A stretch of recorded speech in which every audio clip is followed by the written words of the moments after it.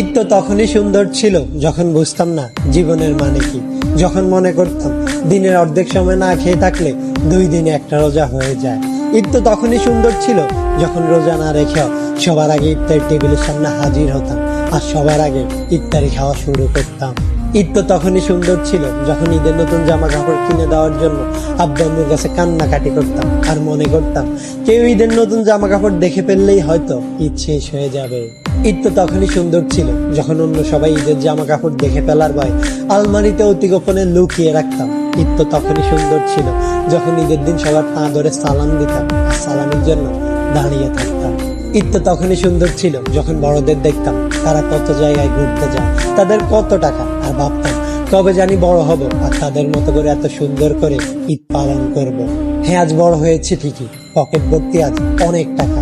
ঈদ আজ ঠিকই আছে, কিন্তু হারিয়ে গেছে ছোটবেলায় কাটানো ঈদের সেই আনন্দময় মুহূর্তগুলো। সত্যি অনেক বেশি মিস করি ছোটবেলায় কাটানো ঈদটাকে, যেটা চাইলে কখনো ফিরে পাওয়া সম্ভব নয়। ঈদ তো তখনই সুন্দর ছিল যখন বুঝতাম না জীবনের মানে কি, যখন মনে করতাম দিনের অর্ধেক সময় না খেয়ে থাকলে 2 দিনে একটা রোজা হয়ে যায়।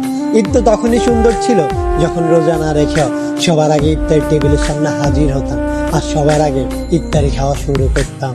ঈদ তো তখনই সুন্দর ছিল যখন ঈদের নতুন জামা কাপড় কিনে দেওয়ার জন্য আব্বু আম্মুর কাছে কান্নাকাটি করতাম আর মনে করতাম কেউ ঈদের নতুন জামা কাপড় দেখে ফেললেই হয়তো ঈদ শেষ হয়ে যাবে। ঈদ তো তখনই সুন্দর ছিল যখন অন্য সবাই ঈদের জামা কাপড় দেখে ফেলার ভয় আলমারিতে অতি গোপনে লুকিয়ে রাখতাম। ঈদ তো তখনই সুন্দর ছিল যখন ঈদের দিন সবার পা ধরে সালাম দিতাম আর সালামের জন্য দাঁড়িয়ে থাকতাম। ঈদ তো তখনই সুন্দর ছিল যখন বড়দের দেখতাম তারা কত জায়গায় ঘুরতে যায়, তাদের কত টাকা, আর ভাবতাম কবে জানি বড় হব আর তাদের মতো করে এত সুন্দর করে ঈদ পালন করব। হ্যাঁ, আজ বড় হয়েছে ঠিকই, পকেট ভর্তি আজ অনেক টাকা। ঈদ আজ ঠিকই আছে, কিন্তু হারিয়ে গেছে ছোটবেলায় কাটানো ঈদের সেই আনন্দময় মুহূর্তগুলো। সত্যি অনেক বেশি মিস করি ছোটবেলায় কাটানো ঈদটাকে, যেটা চাইলে কখনো ফিরে পাওয়া সম্ভব নয়।